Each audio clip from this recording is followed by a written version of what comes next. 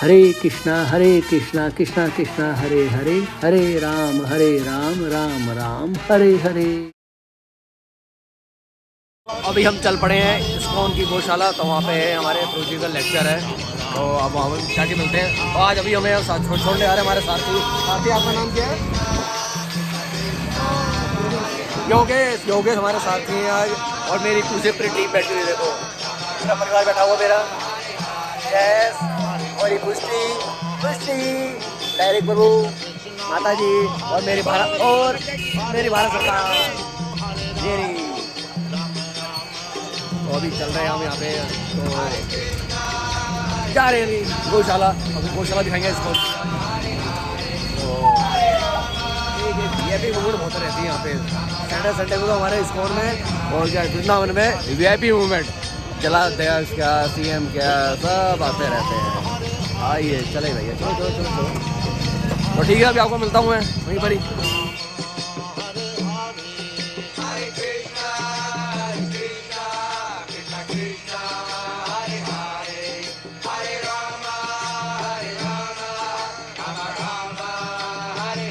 रजोगुण वाले व्यक्ति के साथ में होंगे, वो हमें वही देगा वाइब्रेशन। मेरा बेटा ना एक बार उसमें पढ़ता था, गुजरात में एक अहमदाबाद में एक गुरुकुल था, तो प्योर गुरुकुल था, ऐसा वाला गुरुकुल जो हमारा इस्कॉन गुरुकुल है यहाँ अजय गांव में। यहाँ तो एजुकेशन के साथ में, तो मैं एक बार वहाँ बैठा था उसके साथ। तो वहाँ का जो प्रिंसिपल था ना, वो वहाँ पे टीचर अपॉइंट कर रहा था, टीचर ले रहा था, तो इंटरव्यू ले रहा था। तो उसने बहुत सारे क्वेश्चन पूछे, मैं सुन रहा था उसका इंटरव्यू क्या क्या पूछ रहा है। तो एक आया व्यक्ति, उसमें संस्कृत का टीचर रखना था, उसने संस्कृत लैंग्वेज में पूछा और टीचर ने संस्कृत लैंग्वेज में आंसर दिया। तो मैं सोच रहा था भाई ये तो पास ही है। जो कम संस्कृत जानता था उसको सेलेक्ट किया, और जो पूरा संस्कृत बोलता था उसको सेलेक्ट नहीं किया। मैंने उससे पूछा, मैंने कहा प्रभु जी आप संस्कृत के लिए टीचर अपॉइंट कर रहे हो, तो संस्कृत में आंसर दे रहा है, फ्लुएंटली संस्कृत बोल रहा है, आपने उसको फेल कर दिया, और जो थोड़ा सा अटक के बोल रहा था उसको पास कर दिया। उसने बहुत अच्छी बात बोली, कहने लगे जो टीचर होता है ना, जो टीचर होता है जिस गुण में होता है ना, वहीं से वाइब्रेशन स्टूडेंट्स के पास जाती है। ये जो संस्कृत बोलने वाला टीचर था ना, ये पैशनेट था, रजोगुण था।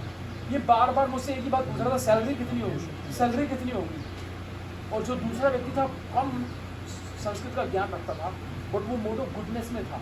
तो मैं नहीं चाहता मेरे स्टूडेंट्स में मोड ऑफ पैशन जनरेट हो, मैं चाहता हूँ कि मेरे स्टूडेंट्स में कौन सा गुण आए, मोड ऑफ गुडनेस आए, इसलिए मैंने उसको चुना है। तो ये बहुत इंपॉर्टेंट होता है कि हम सम किसका करते हैं, वही वाइब्रेशन हमें मिलेगी, वही वाइब्रेशन आएंगी, है ना। तो पहला मैंने क्या आंसर दिया, कामेश क्रोधेश रजोगुण समुद्भवा। ये होता है जब हम बार बार सोचते रहते हैं ना उसी बारे में, हमने सहन तो कर लिया, बाद में हमें तंग कर रहा है, इसका मतलब रजोगुण तंग कर रहा है, और हमारा एक्सरे हो गया कि मैं कौन से गुण में हूँ। नंबर 2, नंबर 3 कि गुण ही एक्टिवेट है। मैंने कहा श्लोक है, कर्ताहमिति मन्यते, अहंकार विमूढ़ आत्मा कर्ताहमिति मन्यते, लेकिन वास्तव में गुण ही क्रियाशील है। अब इसका सोल्यूशन पे आते हैं। ये तो कृष्णा ने बता दिया कि हम सहन क्यों नहीं कर पाते, है ना। जैसे माता जी ने कहा मात्रा स्पर्शास्तु, पहला सोल्यूशन बताया कृष्णा ने, मात्रा स्पर्शास्तु कौनतेय शीतोष्ण सुख दुखदा आगम अपायनो अनित्यांश तांश तितिक्षस्व भारता। हे अर्जुन, जो ये प्रॉब्लम्स है ना, ये खाली इंद्रियों को अटैक कर रही हैं, बस इंद्रियों तक है ये जो प्रॉब्लम्स हैं, इससे आत्मा को कोई लेना देना नहीं है। आत्मा अलग है और इंद्रियां, शरीर, मन, बुद्धि ये अलग है। तो मात्रा मीन्स इंद्रिय, मात्रा स्पर्शास्तु कौनते है, शीत उष्ण सुख दुखदा, मतलब सर्दी होना, बहुत गर्मी होना, और दुख मिलना, सुख मिलना, ये आत्मा से कोई इसका लेना देना नहीं है, ये इंद्रियों है। कृष्ण बोल रहे हैं मात्रा स्पर्शास्तु कौनते है, शीत उष्ण सुख दुखदा आगम अपायनो, कुछ मिल रहा है तो भी सहन करो, बहुत सुख मिल रहा है तो भी सहन करो, दुख मिल रहा है तो सहन करना ही करना है। मात्रा स्पर्शास्तु कौनते, शीत उष्ण सुख दुखदा आगम, कुछ पैसे मिल गए, आपको लॉटरी लग गई तो उस समय भी सहन करना है ना। कहीं से पैसे मिल गए या किसी ने बढ़िया रसगुल्ला खिला दिया, आगम अपाइनो मतलब कुछ मिल रहा है उसको भी सहन करना सीखो। मतलब ये जो मुझे सुख मिल रहा है ना, इसके विषय में भी डिवोटी ऐसे सोचता है, नहीं ये मटेरियल सुख है ना, इसको भी मुझे सहन ही करना है। आगम अपाइनो अनित्य, सब कुछ अनित्य है, टेम्परेरी, आज मिला कल छिन भी जाएगा। और एक और श्लोक है गीता में 2.56, 2.56 का पहला शब्द किसको याद है? आपको याद होगा प्रभु जी श्लोक के, दुखेषु उद्विग्न मना सुखेषु विगत स्पृह वीतराग भय क्रोध स्थित धीर मुनि उच्यते। कृष्ण बोलते हैं दुख में जो व्यक्ति उद्विग्न हो जाता है, बहुत परेशान हो गया, बहुत परेशान हो गया, दुखेषु उद्विग्न मना सुखेषु विगत स्पृह, उसको भी सहन करो,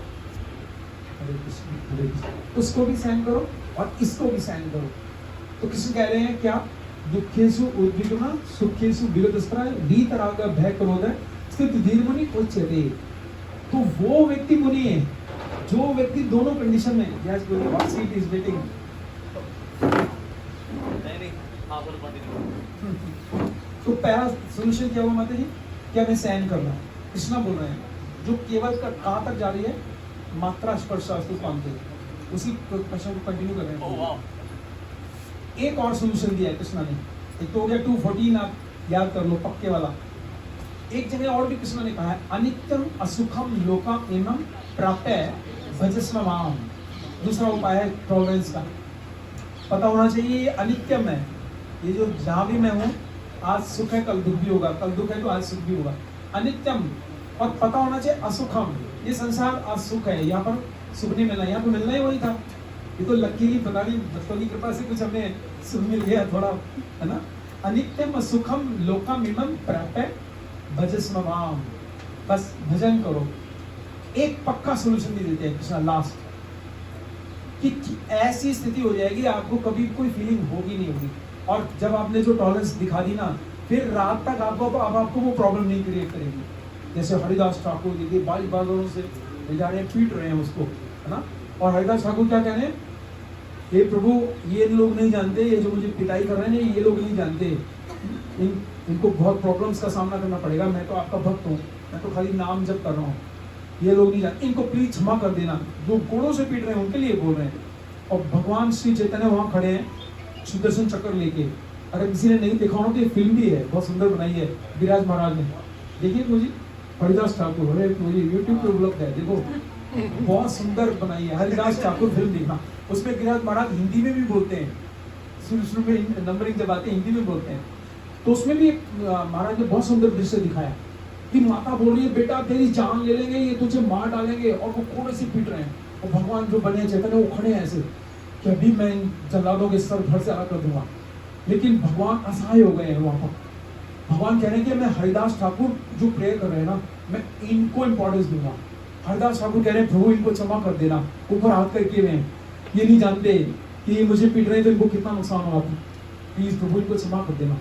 और भगवान फिर लास्ट में क्या करते हैं, अपने आप को हरिदास ठाकुर के ऊपर डाल देते हैं, और जो कोड़े लग रहे हैं वो भगवान की कमर में लग रहे हैं। और जब सब पहली लीला हुई है उसमें भगवान हरिदास ठाकुर को बुला के कहते हैं, हरिदास याद है तुझे तब तुझे 22 बाजारों में पीटा जा रहा था तो सारे कोड़े मैंने लिए थे, तुझे कैसा लग रहा था? कहने कि प्रभु ऐसा लग रहा था जैसे फूल मुझे मारे जा रहे हैं। तो भगवान ने अपनी कमर निकाल के दिखाई, तो देखा तो भगवान की कमर में इतने सारे कोड़ों के निशान थे।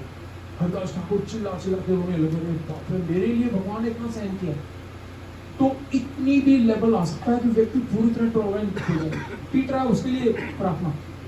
इसका सॉल्यूशन कृष्णा ने बताया है 14.26। ये तो उस भक्त को याद कर ही लेना चाहिए जिसको ये चाहिए कि कोई कितना भी कुछ करे, क्योंकि प्रभु जी का मैंने देखा इनबिल्ट है, कोई याद करने की जरूरत नहीं है।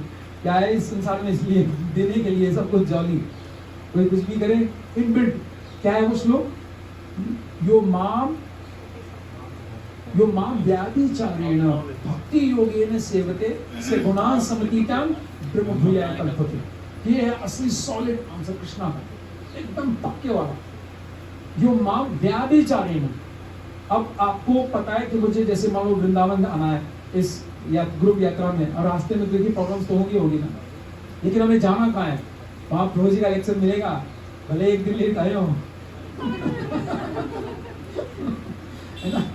लेकिन उत्सुकता रहती है ना, अरे प्रभु जी मिलेंगे, भक्त मिलेंगे, प्रसाद होगा, कीर्तन होगा, डांस होगा, तो रास्ते में जो प्रॉब्लम्स है ना वो पहले हल्की पड़ जाएंगी। सच बात है कि नहीं? लगेगा अरे प्रभु जी मिलेंगे, वहां जाना है, हमें जाना है। यो माम व्याभिचारेण बिना डिस्टर्ब हुए, इसमें बोल रहे यो मीन जो कोई माम मुझे व्याभिचारेण बिना डिस्टर्ब हुए, यो माम व्याभिचारेण भक्ति योगेन सेवते। सोल्यूशन दे रहे हैं कृष्ण कि भक्ति योग के नियमों को अच्छे से ऑब्जर्व होकर के हम पालन करें तो क्या होगा उससे? जो माम व्याभिचारेण भक्ति योगेन सेवते, से वो व्यक्ति गुणानतीताम, वो तीनों गुणों से अतीत हो जाएगा, ऊपर उठ जाएगा, तीनों गुणों से ऊपर चला गया कि वो व्यक्ति, क्योंकि गुणी क्रियाशील थे ना, अभी गुण के कारण में ऐसा बार बार प्रॉब्लम कर रहे थे। से गुणान समतीताम, और क्या होगा? ब्रह्म भूयाय कल्पते, वो ब्रह्मभूत अवस्था में पहुंचेगा। और ब्रह्मभूत प्रसन्न आत्मा न सोचती न कांक्षती, समय सर्वेषु भूतेषु, सबको बराबर देखेगा, दुश्मन को भी मित्र को भी। और पद भक्ति लभते पराम, और ऐसी कंडीशन में वो मेरी बेस्ट भक्ति करेगा। ठीक है, अब प्रभु जी को हैंड ओवर करता हूँ। सोल्यूशन ये है।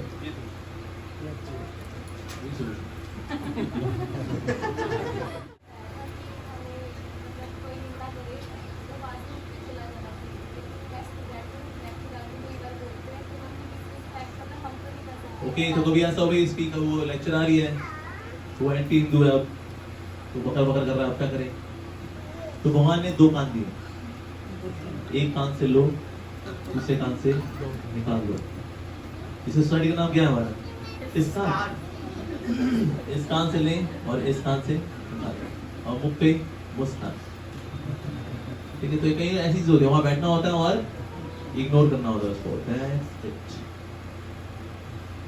प्रभुपाद जी जब थे हमने स्कूल टाइम में, सॉरी अपना तो उनका प्रोफेसर था, वो ऐसे ही प्रणाम आते बोला था। तो प्रभुपाद जी वहां पर उन्होंने देखा कि ना सोशली वो सुपीरियर है, तो उसे प्रभुपाद ने क्या उसका एक कान से लिए दूसरे कान से निकाल दिया, बकवास कर रहा है।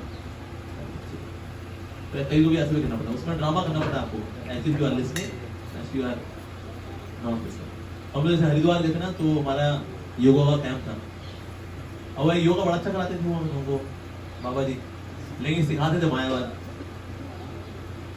तो हमारे जो सच्चिदानंद गौर बुद्ध ने क्या किया हुआ था, वो इतना वो फोन में लेक्चर डाले हुए थे, उसकी तार अंदर जाती थी, अंदर से होकर के कान में ईयरफोन, और ये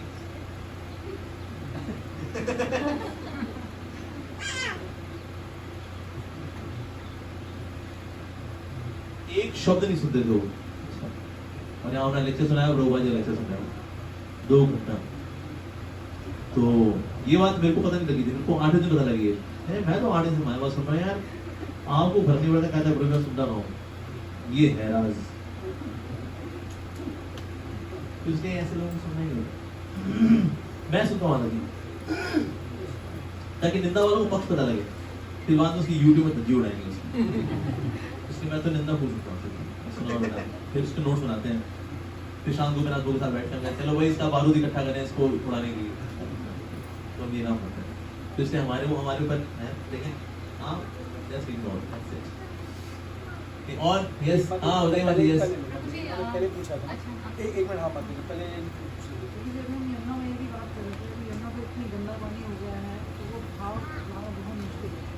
अच्छा, ये होना ये कि मैली हो गई है, तो वो भाव बड़ा मुश्किल हो गया कि भाई और क्रिस्टल क्लियर नजर आए। ऐसे अगर आप जाए मॉलदीव में जाते हैं ना, एकदम क्रिस्टल क्लियर पानी है, उसमें वहाँ लोग जाते हैं, ये कूदते हैं, मतलब नीचे भी आता है तो नीचे पत्थरों तक, मछली तक दिखाता है। ऐसा यमुना मैया का जल होता तो फीलिंग्स आती है। 108 डुबकी भी लगाई थी पिछली बार। लगा तो लेते हैं, लेकिन मैंने थोड़ा वहम भी रखते हैं ना, और थोड़ा लेते हैं तो खारा पानी भी होता है उसका। मैंने कहा यमुना मैया का पानी तो शिकंजी जैसा होता है ना, बच्चे पीछे बताते हैं कि आपको है, इतना गंदा पानी है, कहाँ डुबकी लगा के आए। या तो देखो दुनिया वाले तो ऐसे बोलेंगे। तो होता क्या है कि वैसे तो जो गंगा मैया है वैसे तो पवित्र है, लेकिन गंगा मैया जो अपने ऊपर झाग दिखाती है या कोई मैल दिखाती है, बेसिकली वो हमें आईना दिखा रही होती है। जैसा आईना साफ होता है, हम मैले कुचैले होते हैं तो उसमें मैले कुचैले दिखते हैं, तो हम मैले कुचैले में तो शीशा बड़ा गंदा होता है, यहाँ मैले कुचैले। तो इसलिए गंगा मैया, यमुना मैया, ये हमें हमारा चेहरा दिखाते हैं। दिल्ली वालों की औकात नहीं कि यमुना को कंटेमिनेट कर सकते, ना गंगा मैया को कंटेमिनेट कर सकते, ना बिल्कुल नहीं। लेकिन आईना भी दिखाना हमें, तो ये हमें आईना दिखाया जाता है। लेकिन हम जब पूरे संपूर्ण भक्ति भाव से जब यमुना मैया में स्नान करते हैं, तो यमुना मैया ऑल्सो रेसिप्रोकेट्स लाइक दैट। हम लोगों ने सैकड़ों बार स्नान किया, आज से एक स्किन डिसीज नहीं हुई हमें, नेवर एवर। तो इसलिए ये थाम माम प्रबंधन थे, थाम से बचाने हैं। तो इसलिए यमुना मैया, गंगा मैया हम ये मान करते हैं वो पूजनीय है, वंदनीय है। जैसे इसका एग्जाम्पल इसमें आता है, अगर गंगा पे अगर कभी झाग भी हो तो भी गंगा मैया बोलते रहती है। उसी प्रकार डैश डैश डैश, कौन बताएगा? भक्ति शास्त्री वाले? अच्छा, एनओआई से, चलो हिंट आप हमें स्पोक में कर दे। अगर कभी गंगा मैया पे झाग नजर आए तो भी गंगा मैया पवित्र होती है। उसी प्रकार से डैश डैश डैश। हाँ, भक्तों में बाहर से कोई दोष भी नजर आए तो भी वो बात है, भक्त में दोष नहीं होता। ठीक है, तो इस तरह से हमें पवित्र भाव से टेक पार्ट। देखिए, बाहर वाले हर चीज को नहीं समझ सकते, और कलयुग में क्या है, बुद्धि उलट है। जैसे कि आइडली टॉयलेट बाथरूम घर के अंदर नहीं होने चाहिए, पर आजकल एडवर्टीजमेंट ही ऐसी होती है, 3 BHK apartment with each and every room, latrine bathroom attached, और इस तरह से एडवर्टीजमेंट ही आती है। क्योंकि जीवन का लक्ष्य यही है, खाना और हगना। पहले घर के बाहर हुआ करते थे टॉयलेट, तो लोग जो है खाते घर में थे, हगने के लिए बाहर जाया करते थे। आज लोग खाते बाहर है, हगते घर के अंदर है। तो बच्चे काम करना, ये कलयुग वालों की मानना है। जैसे कलयुग वालों का जुरिडिक्शन, उनका जजमेंट, उनकी अंडरस्टैंडिंग, उनकी बुद्धि हैज गॉट नो क्वालिफिकेशन तो टेल कि भक्त क्या सही कर रहा है, क्या नहीं कर रहा है, क्योंकि उनका डिपार्टमेंट नहीं है। अगर कोई बच्चा हो, जैसे ये बच्चा है, इसको मैं दिखाऊं डिफरेंशिएशन इंटीग्रेशन का साइन, कि उसमें सांप देखी गई, बस ये बड़ी मैथ्स में सांप क्या कर रहा है? नहीं, देखो बेटा, ये सांप नहीं है बेटा, ये इंटीग्रेशन का साइन होता है बेटा। माँ तो सांप है, तो आगे उसका मुंह है, उसके पीछे उसकी सांप है। तो इसीलिए संसार वालों का ये बोलना कि भाई तुम गंगा में स्नान कर रहे हो, ये तो है, ये तो है, ये तो दूषित है, यमुना में स्नान कर रहे हो तो दूषित है, इनको वैसे ही है। तो इसलिए संसार के लोगों को सर्टिफिकेशन की वैल्यू नहीं करते।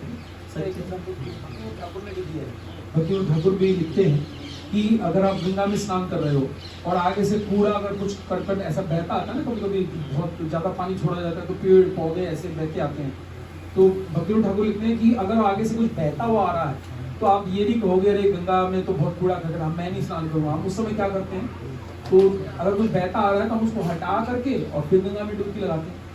तो भक्ति ठाकुर ने लिखा है इसी प्रकार से अगर किसी भक्त में कुछ कमी नजर आ जाए आपको, तो सेम हमें भी ऐसे करना है। वो जो थोड़े इक्का दुक्का आपको दिख रहे हैं ऐसे भाव, उनको नेग्लेक्ट हटा करके उसके अंदर जो अच्छे गुण हैं उनको हमने कल्टिवेट करना है, उनको हमने ग्रहण करना है। बिल्कुल सेम जैसा गुरु ने बताया, भक्ति ठाकुर का भी सेम है, वही जमुना का भाव। ठीक है, जी, मैं ये जानना चाह रही थी कि ट्रू हम्बलनेस किसे बोलते हैं, और प्रभुपाद के कुछ इंस्टेंस बता सकते हैं जिनमें उनका हम्बल एटीट्यूड शो हुआ हो, थोड़ा एक एज एन इंस्पिरेशन, और थोड़ा एक पर्सनल एक्सपीरियंस। जैसे हम कल से यहाँ पे आए हैं, तो जय द्वारका प्रभु जी को I would like to appreciate. मतलब मैंने उनका कल जो एटीट्यूड देखा है प्रभु जी, जब हम वहाँ पे गए थे जहाँ पे रहने का हमारा स्थान था, he was personally cleaning the things, Prabhu ji, he was personally cleaning the bed sheets.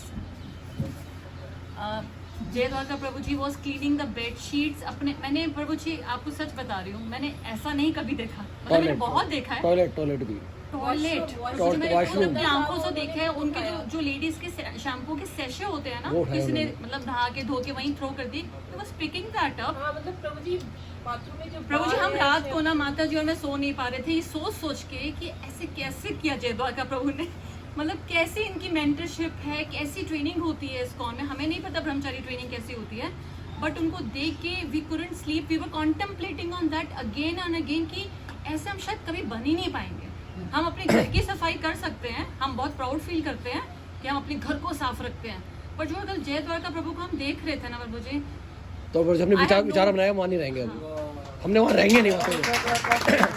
प्रभु जी मुझे नहीं पता ऐसा मतलब यहाँ से दिख रहा है जय द्वारका प्रभु आपके अंदर है, तो ये भी समझ आ रहा है कि हम वो अगले प्रभु गुरु महाराज मतलब वो परंपरा दिख रही है, बट प्रभु जी हम इसको कैसे लें, और मैं इसको थोड़ा सा इलैबोरेट होकर समझना चाहती हूँ।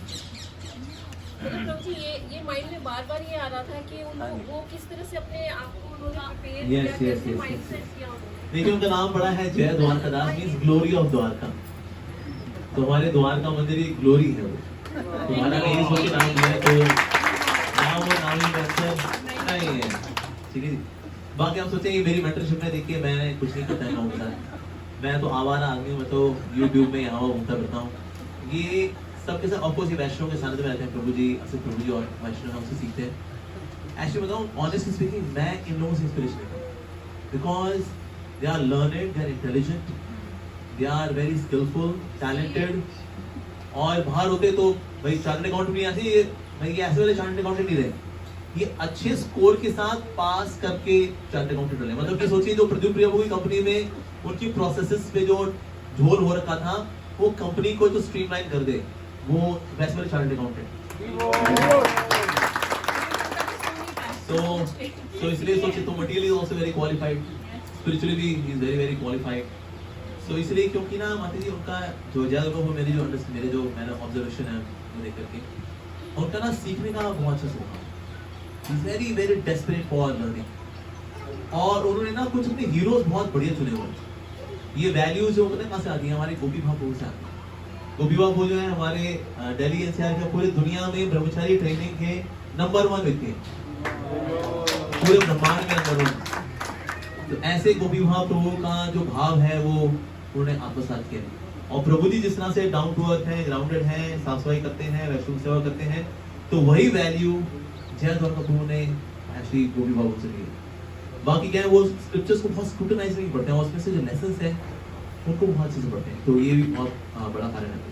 तो इसलिए that's why you see that such qualities are there, क्योंकि विद्या ददाति विनयम। विद्या का स्वभाव क्या है कि वो आपको विनीत बनाती है। अगर विद्या जब यहाँ अटक जाती है तो फिर वो आपको एरोगेंट बनाती है, लेकिन विद्या जब हृदय को उतरती है तो फिर आपको वो विनीत बनाती है। तो विद्या उनके हृदय में जा रही है, तो इसलिए कोई स्वभाव है उनका, साफ सफाई कर रहे हैं, वो वैष्णव की सेवा कर रहे हैं, शैम्पू के पाउच भी उठा रहे हैं, माताओं के बाल थोड़े झड़ जाते हैं, तो सभी करें क्या करें भाई, राइट, तो वो भी उठाते हैं। या किसी माता ने थोड़ी थ्रेडिंग की हो, बोले बोला बाल गिरे, वो भी उठा दिए, तो लेकिन जो भी है मतलब फटाफट। सो लेकिन ऐसा सेवा का भाव जो है वास्तव में आता है when you are in the shelter of Vaishnavas. So हम उनसे वैल्यू सीखते हैं, उनसे क्वालिटी सीखते हैं। So that's why this quality is there of humbleness. बाकी humbleness has a quality, उसके बहुत सारे facets हैं। एक तो ये है कि menial services करना, ये एक humility का एक उदाहरण है। ये हमें menial service करनी चाहिए, साथ बांटना, साफ सफाई रखना, ये सब menial services में आता है। तो ये करना चाहिए हमको, जिसमें ग्लोरी नहीं है, जिसके अंदर कोई प्रशंसा नहीं है, कोई लाइमलाइट नहीं है। So ये एक एस्पेक्ट है humility का। साथ ही और ह्यूमिलिटी में क्या आता है, श्रवण के लिए रुझान दिखाना, ये भी हम्बलनेस है।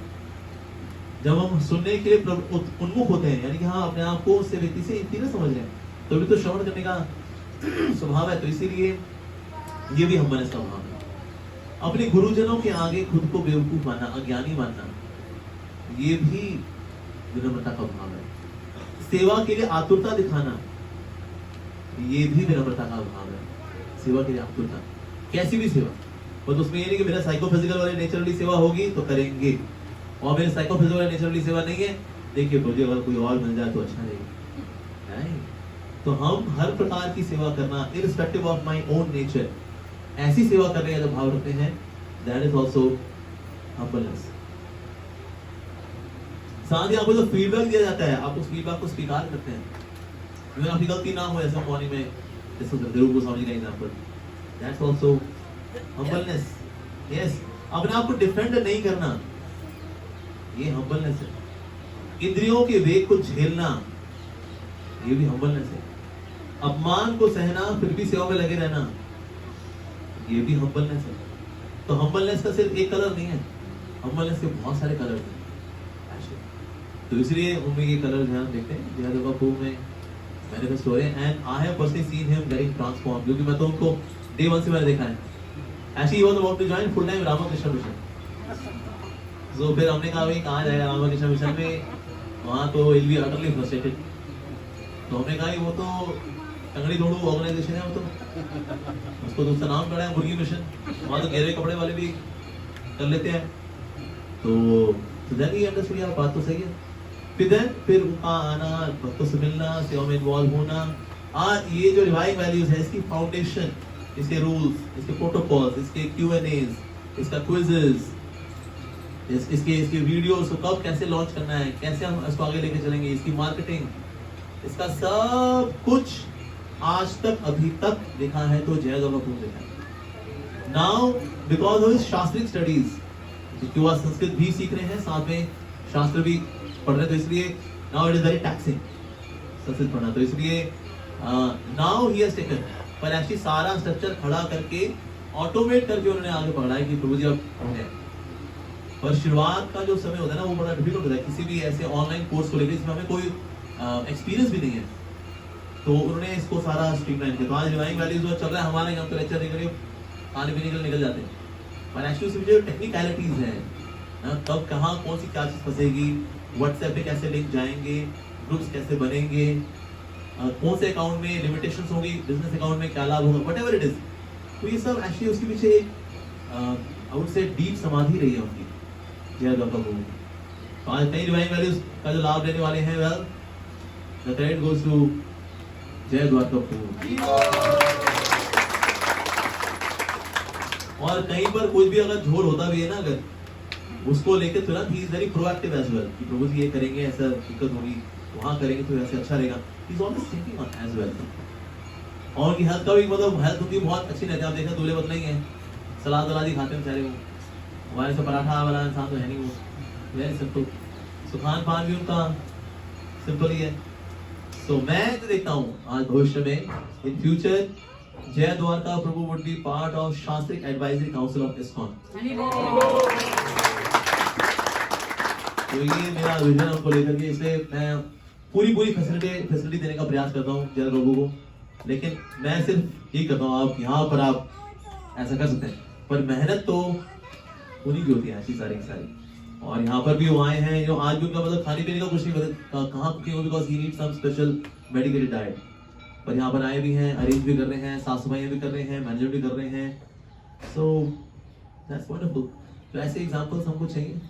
And I want sadhus like him. Actually sadhu means साधु भले कम हो नंबर में, पर जो साधु वेश में आए ना, इट शुड बी पक्का वाला साधु. एंड जय द्वारका प्रभु इज दैट साधु. तो I am very proud of him. मैं जब भी उन्हें देखता हूँ मुझे बड़ा गर्वित महसूस होता है, और मैं जीवन भर उनको देखकर ऐसे गर्वित हो रहा हूँ. तारीफ करूँ क्या उसकी जिसने तो हाँ थोड़े से आपने एक आपने एक एग्जांपल पूछा माता जी, एग्जांपल कहाँ है ना, तो हम प्रभुपाद की बजाय प्रभु जी का एग्जांपल सुनाएंगे. मेरे भाई ने मुझे याद दिलाया कि एक बहुत सुंदर एग्जांपल है प्रभु जी का, और मेरा बिल्कुल मेरी आंखों के सामने हुआ ये एग्जांपल. क्योंकि देखिए हो सकता है हमने प्रभुपाद को देखा नहीं, लेकिन हमने प्रभु जी को देख रहे हैं ना, सामने है या नहीं, फोटो नहीं है असली बात है. एक्चुअली क्या हुआ कि एक बार 13 अगस्त 2015 को प्रभुपाद जी का ना 50th मनाया गया था कलकत्ता के इंडोर स्टेडियम में. तो मुझे मौका मिला था प्रभु जी के साथ जाने का, और भी कई डिवोटीज थे हम साथ में. तो क्या हुआ कि प्रभु जी और हम सब ट्रेन में एक साथ बैठे थे. तो रात में एक्चुअली क्या है कि हम ISKCON वाले को जो अलार्म भरते हैं वो तो 3.5 तो कम से कम भरते ही है ना. तो रात में कोई पेशेंट वगैरह होगा साथ में, जैसे ट्रेन में सब बैठे थे, तो प्रभु जी का मोबाइल बज गया. अब वो इसलिए बज रहा था कि भाई उठ जाओ. अब कोई पेशेंट था या पता नहीं थोड़ा साइको था, मालूम नहीं वो. तो वो अब प्रभु जी को सुनाई नहीं दिया, क्योंकि डेफिनेटली ट्रेन में हम लोग ऐसे ही नींद होती है, लेकिन उस समय नींद थी. तो वो बज रहा था बार बार ट्रन ट्रन ट्रन, और मैं भी सो रहा था उस समय. तो उसके बाद वो जो व्यक्ति था वहां साइको था, वो उठा एकदम से, और वो ऐसे गरजने लगा जैसे बादल गरजते हैं ना आकाश में, धुआं धाम धड़ाम धड़ाम, ऐसे पता नहीं क्या क्या बोल रहा था. और मैं अभी भी मतलब बहुत आधी नींद में था और आधा थोड़ा सुन भी रहा था, तंद्रा बोलते हैं ना उसको। तो मैंने एक दृश्य देखा, अचानक जैसे मेरी आंख खुली तो मैंने देखा कि वो व्यक्ति ऐसे अपनी उस पे सो रहा है अपने, और लेटा लेटा बर्थ पे चिल्ला रहा है बहुत जोर जोर से। और प्रभु जी बिल्कुल मैं उसी एक्शन में बताऊंगा, प्रभु जी ऐसे बैठे हैं देखिए वहां पर और उसको ऐसे कर रहे हैं, वेरी वेरी सॉरी सॉरी प्रभु जी, वो थोड़ा गलती, थोड़ा सॉरी। तो प्रभु जी पूरा ऐसे कर रहे हैं। तो मेरी आंख खुली, मैं उठ के बैठ गया, मैंने देखा कि क्या हो रहा है। तो चलो ठीक है, मान लीजिए का अलार्म बजा, उसने चिल्लाया, लेकिन प्रभु जी ने सॉरी भी बोला और बहुत तरीके से सॉरी बोल रहे थे। लेकिन उसके बावजूद वो व्यक्ति कंटिन्यूडली, मतलब सॉरी बोलने के बाद भी बादल की तरह ही कर रहा था और चिल्ला रहा था, पता नहीं क्या क्या बोल रहा था। तो प्रभु जी ने मुझे देखा, मैं उठा, और हमने इस कॉम में सीखा है अगर किसी अपनी नींद ना हो रही तो सहन करो, दूसरी नींद ना हो रही तो प्रभु जी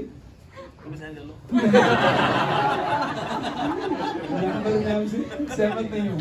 अगर किसी और भक्त की निंदा हो रही हो तो मैंने वही याद आया मुझे, मैंने कहा प्रभु जी इतने प्यार से नीचे बैठ के सॉरी बोल रहे हैं, वो चिल्लाता ही जा रहा है, चिल्लाता ही जा रहा है, और बहुत ही ऐसे शब्द थे कि सुन भी नहीं सकते, कानों को भी मतलब ऐसे लगे अरे बस करो बस करो। सुबह सुबह का समय है, 3:30-4 बजे। तो मैंने देखा रे वो भी प्रभु जी, ये तो प्रभु जी हमारे तो बिल्कुल कलेजे के टुकड़े।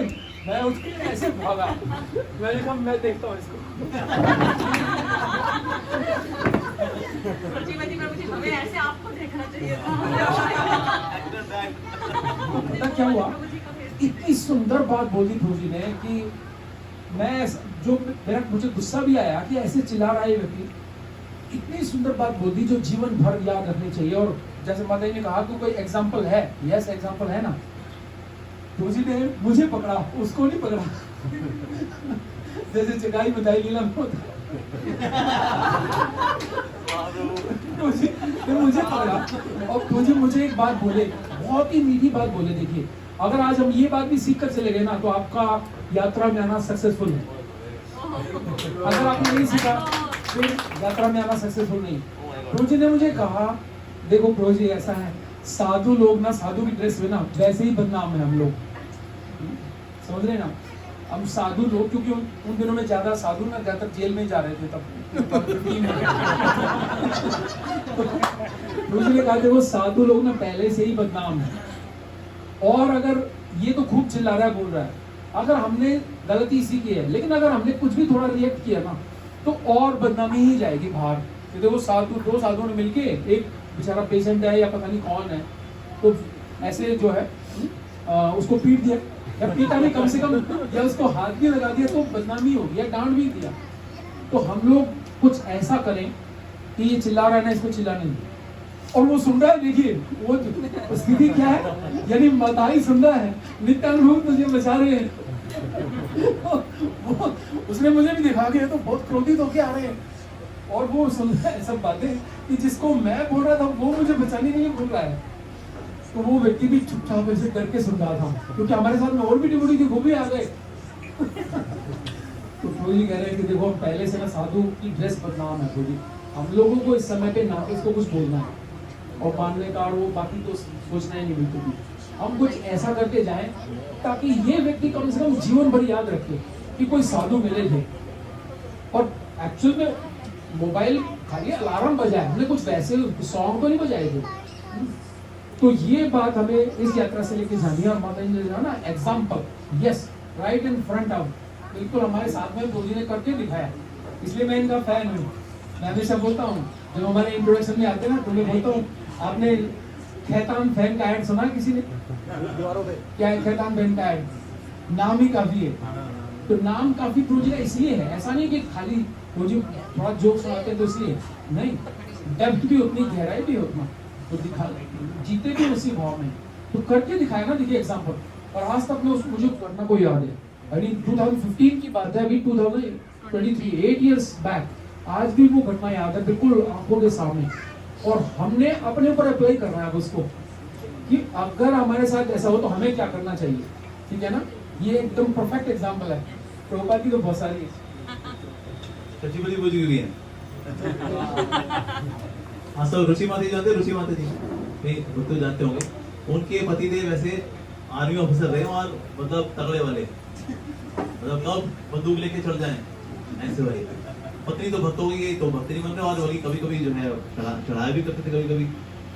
तो ये तो बंदूक लेकर के प्रभु जी के पास घर पे चल दिए थे, लेकिन प्रभु जी का सौम्य स्वभाव देख करके आज वो 16 वाला दीक्षित भक्त हो गए। 16 वाला उसने एक बात बोली थी, उसके हस्बैंड ने ना एक बात बोली थी। एक्चुअली वो माता जी हमारे यहाँ ना मंगल आरती में आती थी, 4:30 बजे आती थी, और उनका घर दूर था, तो रात में आना थोड़ा अर्ली मॉर्निंग थोड़ा दिक्कत होती है, तो वो मना करता था नहीं जाना। तो उसने एक बात बोली गुरुजी, वो कहता है कि अपने पति की तो बात मानती नहीं है, सच्ची पति की बात मानती है।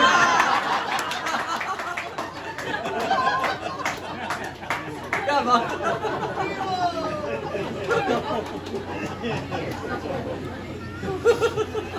ओके, और कोई सवाल किसी